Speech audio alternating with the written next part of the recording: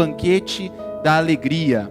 Mateus capítulo 9, a partir do verso 9, diz assim a palavra de Deus. Partindo Jesus dali, viu um homem chamado Mateus, sentado na coletoria, e disse-lhe: segue-me. Ele levantou e o seguiu. Sucedeu que, estando ele em casa, à mesa, muitos publicanos e pecadores vieram e tomaram lugares com Jesus e seus discípulos. Ora, vendo isto, os fariseus perguntavam aos discípulos: por que come o vosso mestre com os publicanos e pecadores? Mas Jesus, ouvindo, disse: os sãos não precisam de médico, e sim os doentes. Ide, porém, e aprendei o que significa misericórdia quero e não holocausto. Pois não vim chamar justos, e sim pecadores ao arrependimento.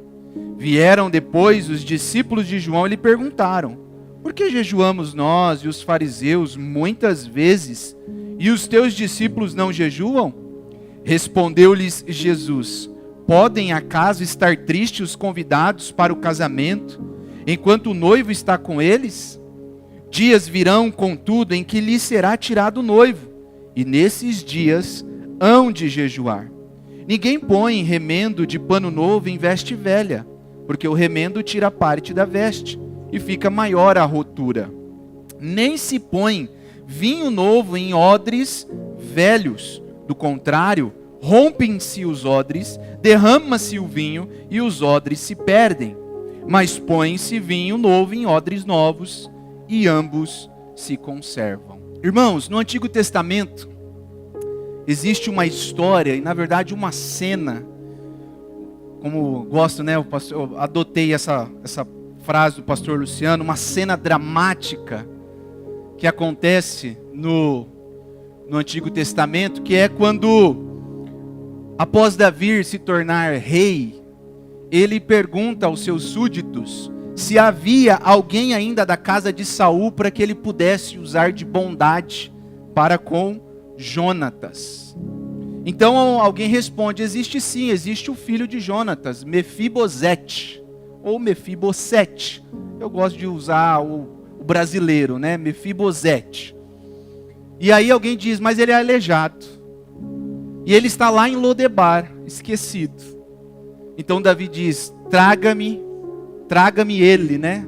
Para que eu possa usar de misericórdia para com a casa de Saul. Quando ele foi chamado à presença do rei, acredito que ele imaginou que receberia algum julgamento, até porque na época era comum, né, não deixar vivo a dinastia do outro reinado, a família do outro rei. Mas quando esse homem chega diante de Davi, então ele recebe um convite. E o convite para este homem, que estava esquecido, que estava lá em Lodebar, é que ele comeria todos os dias, continuamente, à mesa do rei. Ele estaria lá para continuamente se assentar diante do rei. Daquele dia em diante, então, Mefibosete passou a sentar-se diariamente à mesa do rei, como os seus filhos se assentavam. E essa é uma das belas imagens do Evangelho. Nós éramos os que estávamos longe, nós éramos aqueles indignos, que estávamos na terra do esquecimento, nós éramos aqueles que não tinham direito nenhum, mas Cristo nos chamou para assentar à sua mesa. E o texto que nós lemos aqui no capítulo 9, essa porção está falando exatamente sobre isso, sobre um convite. Um homem chamado Mateus ou Levi. Interessante que nós lemos o relato através da sua pena, mas se você for em Lucas capítulo 5, você vai ver que tem alguns detalhes a mais neste relato. Mateus, quem sabe, relatou por cima a sua história, mas nós veremos um pouquinho sobre este acontecimento. Ele recebe um convite inesperado. Ele está assentado, fazendo o seu trabalho, em um certo dia. Então um homem passa e diz: segue-me. E ele segue Jesus. Esse convite resulta em um grande banquete de alegria. O texto que nós lemos, irmãos, Jesus está em Cafarnaum. Ele havia passado para o lado de Cafarnaum, e quando ele chega em Cafarnaum, ele já chega realizando um milagre. O texto de Mateus aqui passa superficial sobre essa história, mas no relato de Lucas, é aquele relato em que os amigos descem um paralítico pelo telhado. A multidão estava dentro da casa ouvindo Jesus, eles não conseguiam entrar com o amigo paralítico, então eles resolvem subir no telhado, abrem o telhado e desce aquele paralítico. Então, Jesus, ao ver aquilo, ele diz: filho, os teus pecados estão perdoados. Os fariseus, os escribas, os religiosos que estavam ali dizem: que absurdo, como pode um homem perdoar pecados? Que é exatamente o relato que está aqui também em Mateus. Os escribas diziam que isto era uma blasfêmia. Era algo que trazia um espanto a eles. E aí Jesus, olhando a intenção deles, olhando o coração daqueles homens, diz assim: para que vocês saibam que é o Filho do Homem que está sobre a terra, e ele tem autoridade para perdoar pecados. Verso de número 6 do capítulo 9, ele diz assim: levanta-te e seja curado, toma o teu leito, vai para casa. A multidão que estava ali, aquelas pessoas então começam a glorificar ao Senhor, possuída de temor. Então, logo depois, Jesus sai e, andando na cidade, ele vê um homem ali na alfândega da época, na Receita Federal da época, coletando os impostos das pessoas. Ele olha para aquele homem e diz: segue-me. Este homem simplesmente levanta e vai com Jesus. E é exatamente isso que eu queria destacar hoje, nesse banquete da alegria. Os 3 resultados deste chamado de Jesus.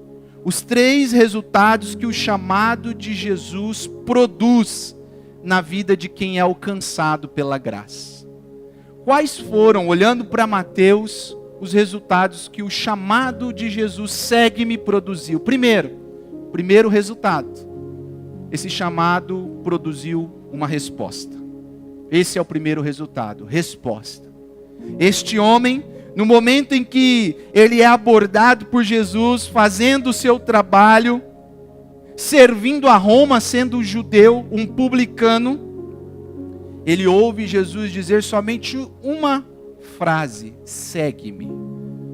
Ele não olha para um lado, ele não olha para o outro, ele larga tudo e segue a Jesus. Eu não sei, irmão, se você já leu esse texto e já percebeu o impacto que isso traz ao entendermos quem era Mateus. Mateus era um publicano. O publicano era da sociedade aquele que tinha riquezas. E como que ele adquiria essas riquezas? Ele era contratado de Roma. Um contratado de Roma para cobrar impostos da população. Mas qual era o combinado de Roma com os publicanos? Olha, você precisa me passar um percentual. O que passar disso é seu. E o que muitas vezes os publicanos faziam? Cobrava altos impostos. É por isso que estes homens eram tão odiados pela população. Eles eram considerados traidores. Eles eram considerados desprezíveis, impuros pelo povo. Eles não podiam frequentar o templo, completamente isolados, marginalizados. Mas eram homens ricos, eram homens que tinham posses. Nós vemos o relato de Zaqueu, né? Em Lucas, capítulo 19, quando ele pega e quando ele é alcançado por Jesus, o que ele fala lá? Ele diz assim: Senhor, eu darei metade dos meus bens aos pobres, e se eu defraudei alguém, eu vou restituir 4 vezes mais. Tamanho era a riqueza que esses homens acumulavam. Mas este homem, Mateus, aqui, ele recebe o chamado de Cristo. ele não olha para isso, ele não olha para o que ele tinha. E lá no relato de Lucas, Lucas deixa claro, no capítulo 5, no verso 28, que ele deixa tudo para trás e segue a Jesus. O John MacArthur, comentando esse texto, ele diz algo que me chamou a atenção. Eu nunca tinha parado para pensar dessa forma. Mateus, sem dúvida, fez o maior sacrifício de bens materiais que os outros discípulos. É como se ele tivesse já pensando no que Paulo escreveria lá em Filipenses capítulo 3, verso 7, que tudo para ele era lucro. Tudo que para mim era lucro, estas coisas considerei perda por causa de Cristo. Era como se ele já tivesse essa imagem, tudo isso que eu conquistei, tudo isso que eu tenho, toda essa riqueza, não é nada diante do chamado deste homem, esta graça irresistível que alcançou ele. É por isso que quando nós cremos nessa doutrina tão bela da graça irresistível do Senhor, quando o Senhor nos chama, não tem como, irmãos, dizermos não para Ele. Porque a graça do Senhor, o impacto dela é tamanho que não tem nada, não tem riqueza, não tem cultura social, não tem status social que nos prende ao chamado de Jesus. Este homem, ainda o John MacArthur escrevendo, ele diz, perdeu a sua carreira, mas ganhou um destino. Perdeu seus bens materiais, mas ganhou uma fortuna espiritual. Perdeu sua segurança temporal, mas ganhou a vida eterna. Ele não olhou para nada do que ele tinha. A resposta dele, na verdade, foi maior do que tudo aquilo que ele tinha. Ele disse, o que é isto? O que são estas riquezas para um chamado irresistível deste homem? Um homem desconhecido, um homem que passou por ali e disse somente, não garantiu nada, não fez nenhuma garantia de sucesso, não fez nenhuma garantia de recursos futuros, não disse para ele, olha, venha comigo que eu te darei muito mais do que você tem hoje. Não, Jesus só disse, segue-me. E esta palavra foi o suficiente para este homem largar tudo que ele tinha, largar todos os seus recursos, deixar tudo para trás e seguir a Jesus. Seguir a Jesus, meus irmãos, compete deixar o controle de todas as coisas na mão dele. Significa sair do trono, do nosso trono, do trono que muitas vezes nós nos assentamos, para ele se assentar. É não confiar mais na força dos nossos braços, mas no cuidado e na providência de Cristo. Não é simplesmente ir atrás dele, mas dizer, Senhor, a minha vida agora está no controle das tuas mãos. Imagine, irmãos, para este homem, o impacto que gerou esta resposta dele ao chamado de Jesus. Ele seguiu a Jesus, sem saber o que viria na frente, sem saber o que o esperaria lá na frente. Ele simplesmente lançou o cuidado, o controle da sua vida sobre as mãos de Jesus. Muitos têm seguido a Jesus simplesmente para obter milagres, experiências, soluções para suas necessidades, mas não querem seguir a Jesus como o Senhor das suas vidas. Muitos dizem assim, Senhor, até aqui o Senhor vai, daqui para frente eu conduzo. Até aqui o Senhor pode me dar milagres, bênçãos, o Deus da bênção. Eles querem a bênção e esquecem do Deus da bênção. Mas o controle, Senhor, ou até muitas vezes, dão uma parte do controle. Mas a pergunta, meu irmão, nessa manhã que eu quero deixar para você, não é se Jesus tem parte da sua vida. Porque você pode estar pensando, não, mas Jesus tem parte da minha vida sim, pastor Daniel. A pergunta que eu quero deixar para você, olhando para a resposta deste homem, é, hoje, ele tem o controle total da sua vida? Jesus é de fato o Senhor da tua vida? Seguir a Jesus, o teu seguir, é de fato o lançar sobre Ele a sua vida? Você está aqui nessa manhã, meu irmão, você levantar todos os domingos pela manhã, estar aqui, cantar, ouvir a palavra, isso evidencia que de fato Jesus é o Senhor da sua vida? Ele é o Senhor do seu coração? Porque essa é a pergunta que nós temos que fazer. Jesus tem de fato sido o Senhor da minha vida, ou outras coisas têm tomado o trono que só Jesus pode se assentar? O primeiro resultado do chamado de Jesus na vida de Mateus foi uma resposta. Uma resposta de uma graça irresistível que o alcançou. Ele olhou para tudo que ele tinha e disse: isso não é nada, isso é perda se comparado ao que eu estou ganhando, Jesus. Mas ainda, irmãos, um segundo resultado que nós vemos na vida deste homem, após o chamado de Cristo. O segundo resultado que o chamado de Cristo produz é uma missão. A missão. Olha comigo, verso 10 ao verso 13.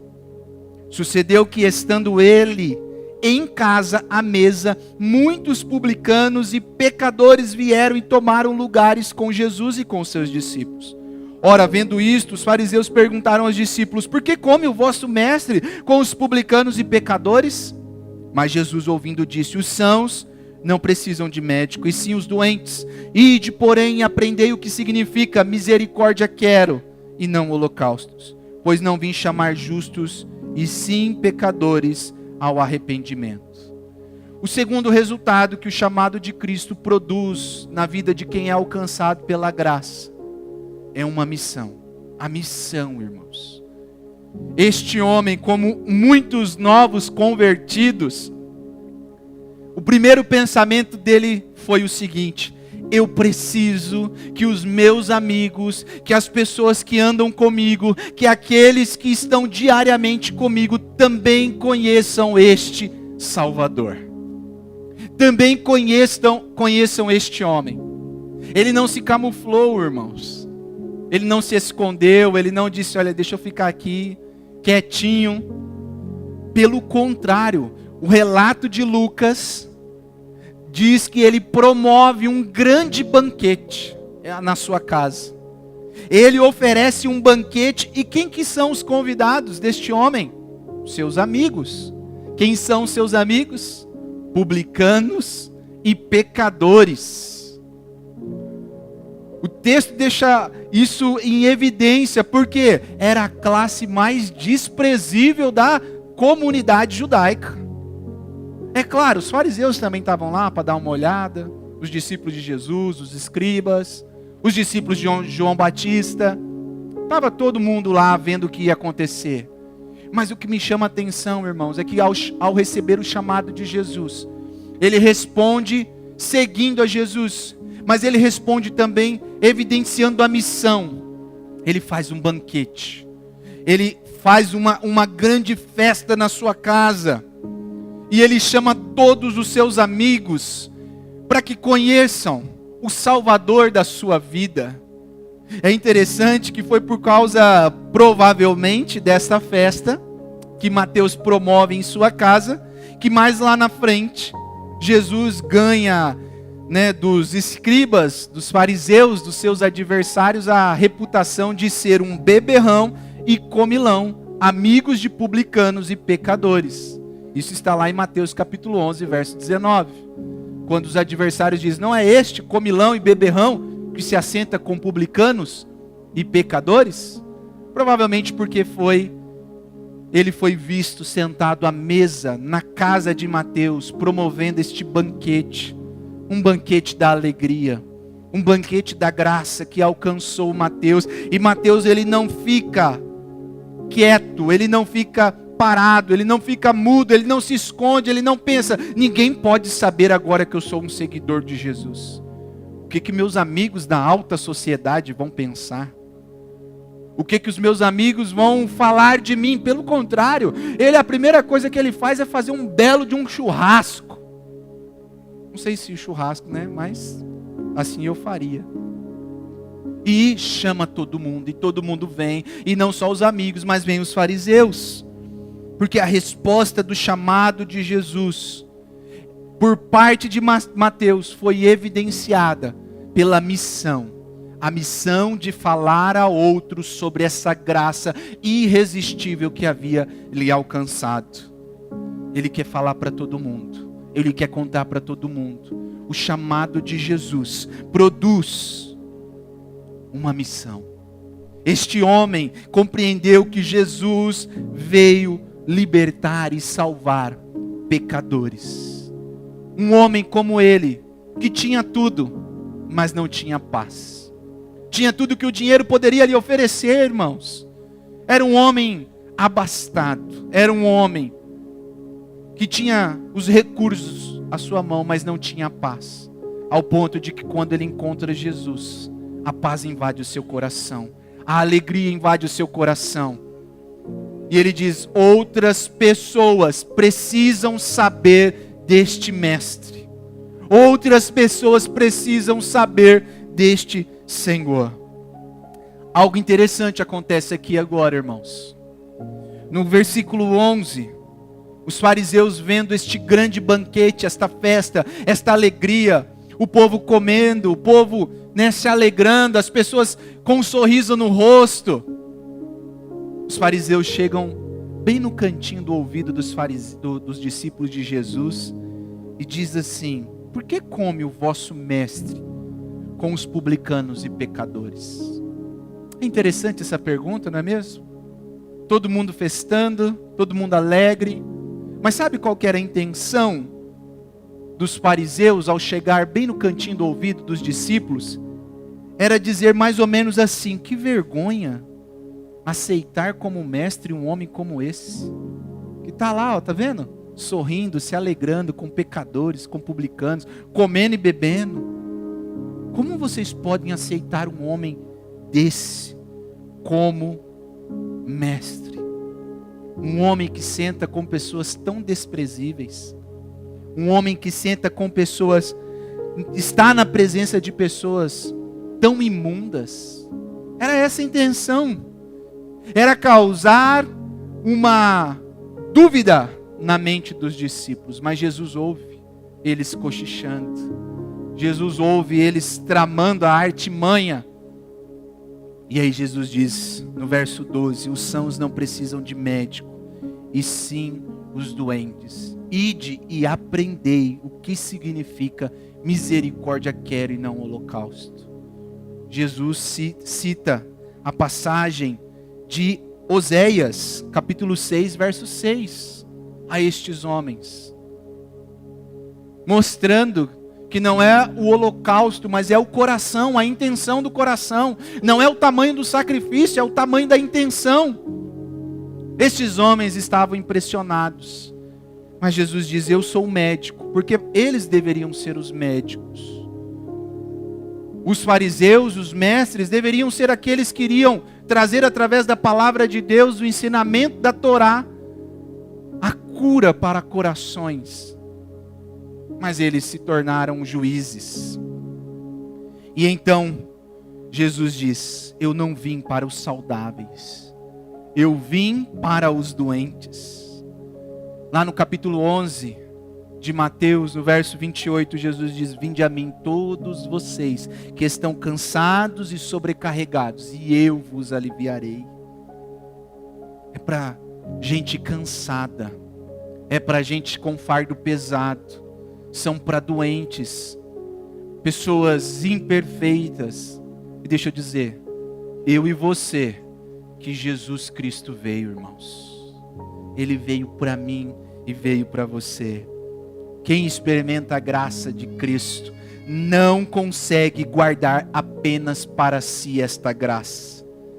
A pergunta não é se você conhece pessoas que precisam de Jesus, porque certamente você conhece. Se eu perguntar para você nessa manhã, tem alguém que precisa ouvir de Jesus? certamente virá na sua mente uma pessoa, um familiar. A pergunta é: estas pessoas estão se assentando à sua mesa? Você está trazendo essas pessoas para se assentar à sua mesa? Você está promovendo o banquete da alegria que te alcançou para que essas pessoas também possam ouvir o Mestre? Eles estão ouvindo dos seus lábios sobre Cristo? Muitas vezes nós esperamos oportunidades extraordinárias para evangelizar. É o final de semana missionário, então eu vou convidar uma pessoa. Enquanto Deus dá diariamente pessoas que precisam ouvir dele. Familiares, amigos, colegas de trabalho, vizinhos. E Mateus usou o que ele tinha. Eu vou pegar a minha casa, eu vou dar um grande banquete. Porque se eu falar para meus amigos que vai ter churrasco, todo mundo vai vir. E todo mundo veio. E quem estava lá esperando eles? O Mestre.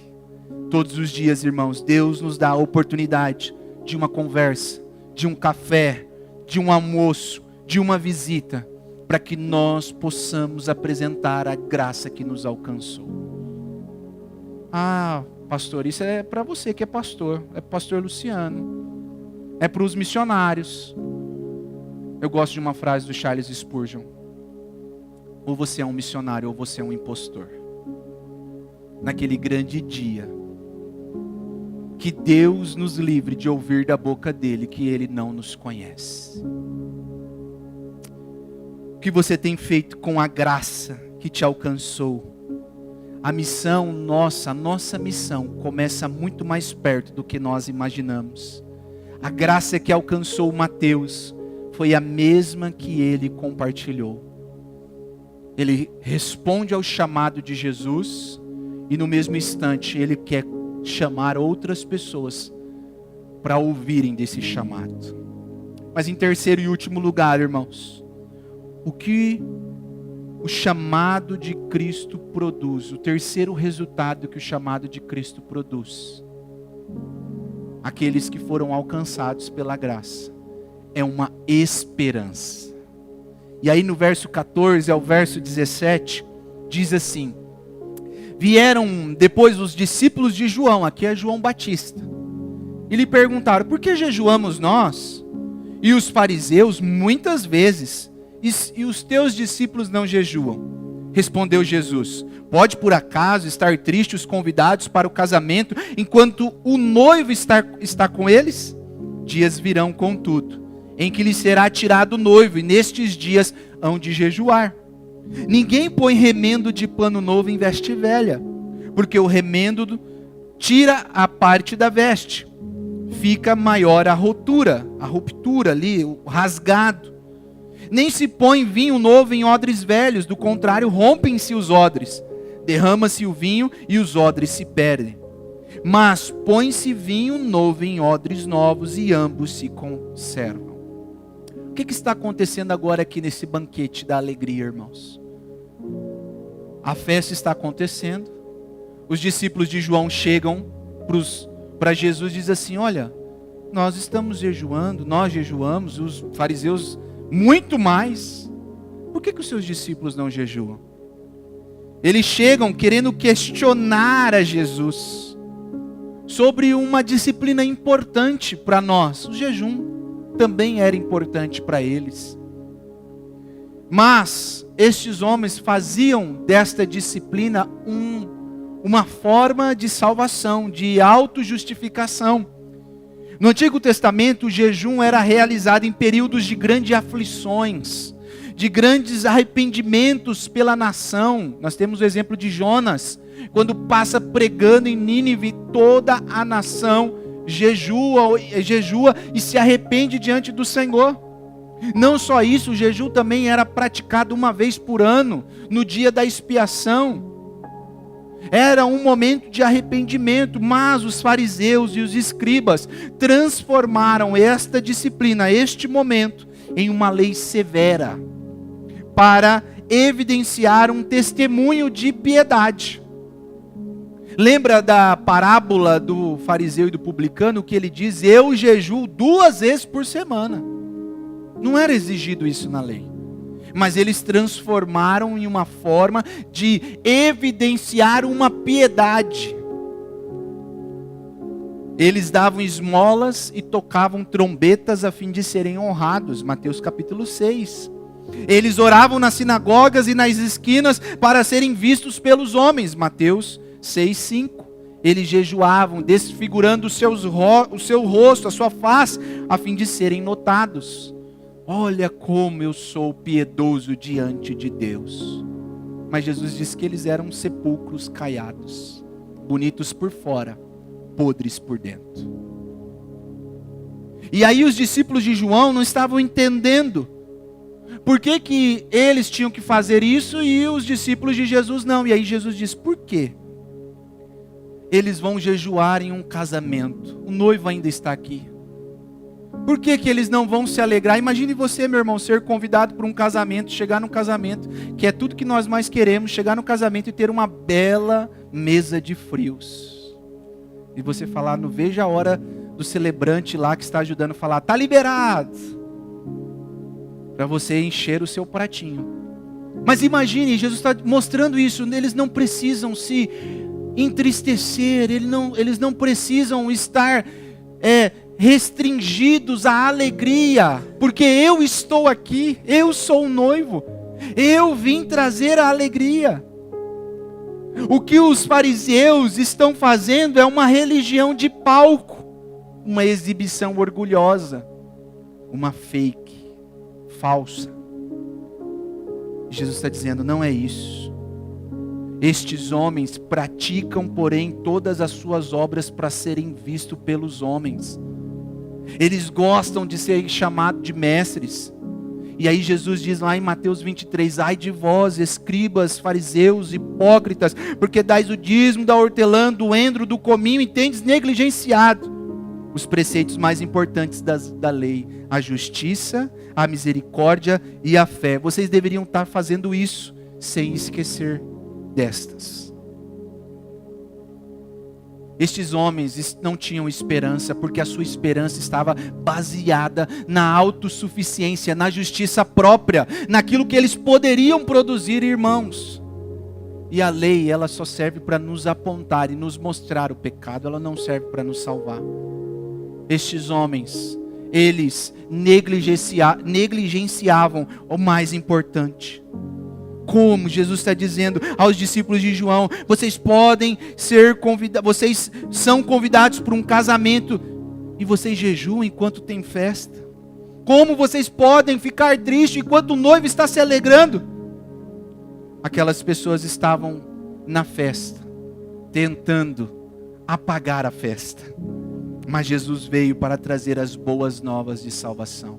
E aí Jesus usa duas metáforas aqui, duas ilustrações. A roupa nova, que é costurada com a veste velha, que é costurada com um remendo novo.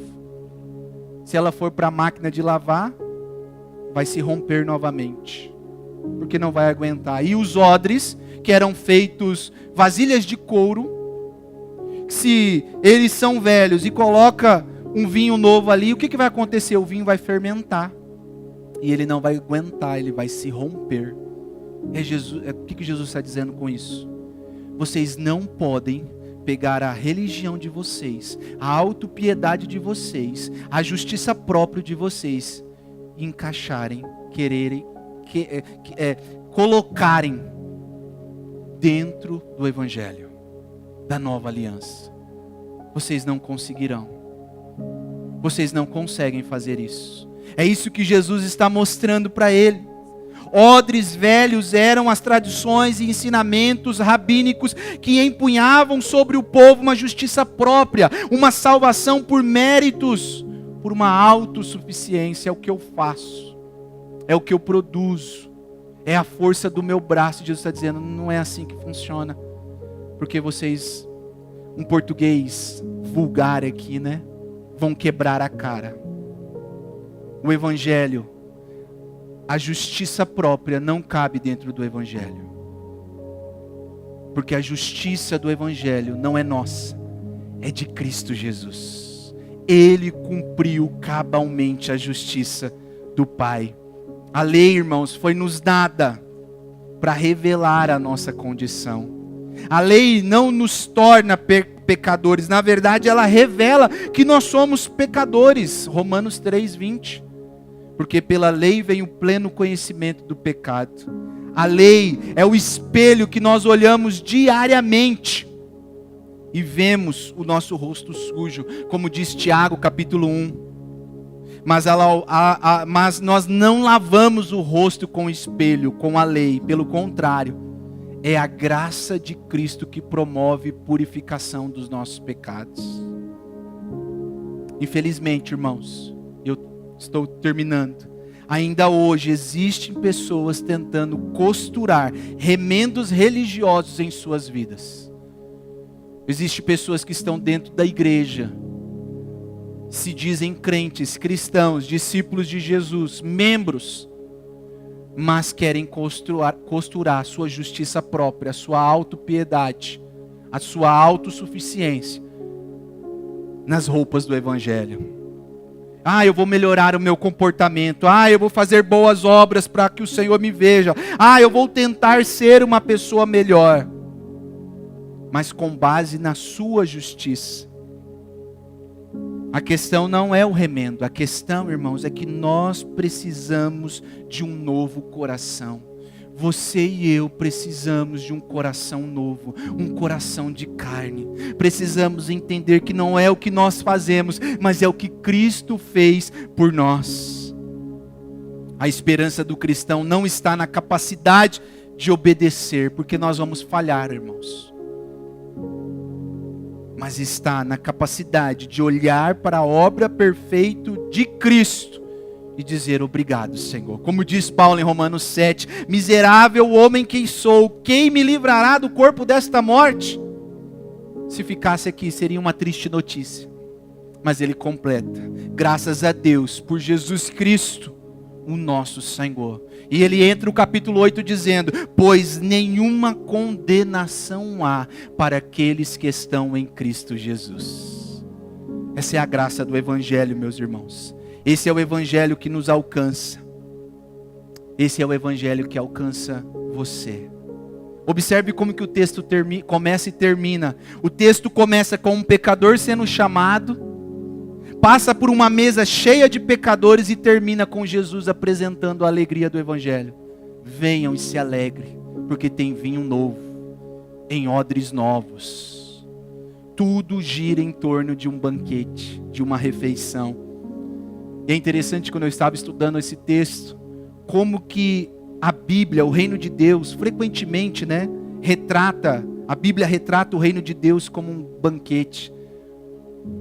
Os profetas falaram de um grande banquete, Jesus falou do banquete do reino, Apocalipse fala das bodas do Cordeiro, e hoje, irmãos, eu e você, nos aproximamos também da mesa, essa mesa aqui, recebemos por antecipação uma realidade que receberemos nas bodas do Cordeiro.